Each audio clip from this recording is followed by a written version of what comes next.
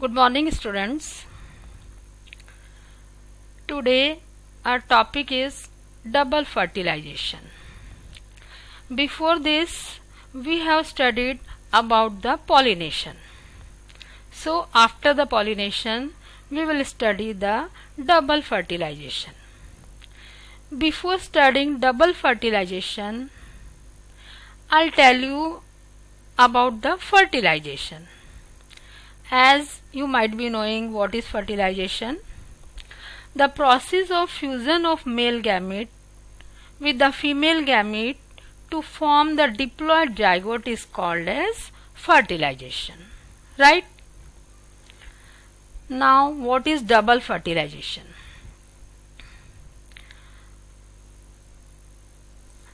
The fusion of one male gamete with egg and another male gamete with secondary nucleus is called as double fertilization.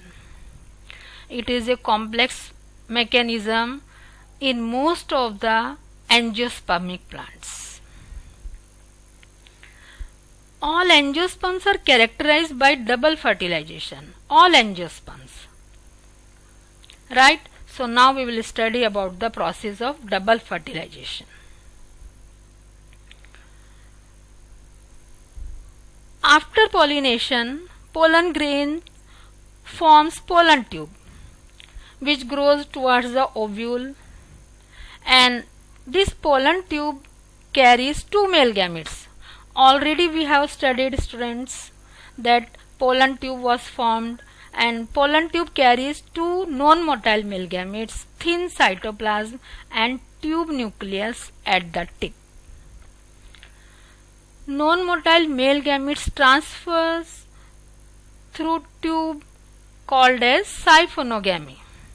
That condition in which non-motile male gametes and tube nucleus is there in the pollen tube, then that condition is called siphonogamy. Now, this pollen tube enters in ovule through three different ways. What are these ways, students? See, one is through micropyle, that is called porogamy. Second one through chelgal end, it is called chelogamy. And third one through the integuments, which is called mesogamy. Now one by one we will study. See, first is the porogamy. See in the A diagram, as I have told you, this is the pollen tube and it is entering through the micropylar end. This is the pollen tube and it is entering through the micropylar end. So this condition is called porogamy. This process of double fertilization is called the porogamy.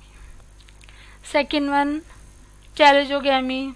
See, this is the pollen tube and it is entering through the chelgal end. This is the cheloga. So it is entering through the chelgal end. So this condition is called the chelogamy. And third one, see this C diagram. When the pollen tube is entering through the integuments, these are the two integuments. So when the pollen tube is entering through the integuments, then that condition is called mesogamy. Right? Pollen tube always enters the embryo sac near the egg apparatus. We will see another slide now. This is the double fertilization and in which the pollen tube is entering through the micropylar end. This is the micropyle. It is entering through the micropylar end. This pollen tube always enters the embryo sac near the egg apparatus. See, this is called the egg apparatus. Already we have discussed, these are the two synergates and this is middle one is called the egg. Filiform apparatus of synergates attract the pollen tube towards the egg apparatus. Synergates are having the filiform apparatus and which are attracting the pollen tube. The tip of pollen tube absorbs water from one of the synergates. The tip of the pollen tube absorbs the water from one of the synergids and burst open to release both the male gametes. The tube nucleus degenerate. You know very well pollen tube is carrying two male gametes and one tube nucleus. By the time the tube nucleus degenerate completely, right? You know the structure of the ovule very well. This is the stigma, pollen tube, pollen grains comes over here and they form the pollen tube, and this pollen tube is attracted by the ovary and it comes through the micropylar end over here. Now, as I have told you, there is why it is called double fertilization, because the fertilization takes place at two places. One is here and another one is here. Here, when one of the male gamete gets fused with the egg to form diploid zygote or oospore, then this is called syngamy or first fertilization. See, egg plus male gamete is getting fused. This condition is called syngamy. Another fertilization takes place here. The other male gamete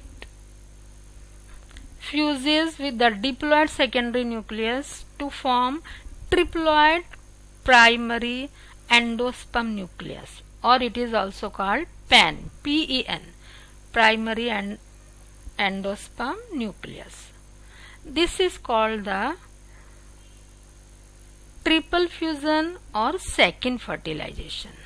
So you can see there are two fertilization. First is here, which is called syngamy, and second is here, which is called the triple fusion or the second fertilization. Thus, fertilization occurs two times and both the male gametes participate, so it is called double fertilization, which is a important feature of the angiosperms. Now, what is the significance of double fertilization? First, it uses both the male gametes, right? Second, syngamy produced diploid zygote. Here, syngamy was there. Syngamy produces diploid zygote, which develops into embryo and then into a new plant. Third significance, syngamy maintains the diploidy in the life cycle, because after the syngamy there is a diploid zygote. Now, triple fusion produces PEN, which develops into endosperm. Next, endosperm provide nutrition for developing embryo. So like that, it is the significance of double fertilization. Thank you.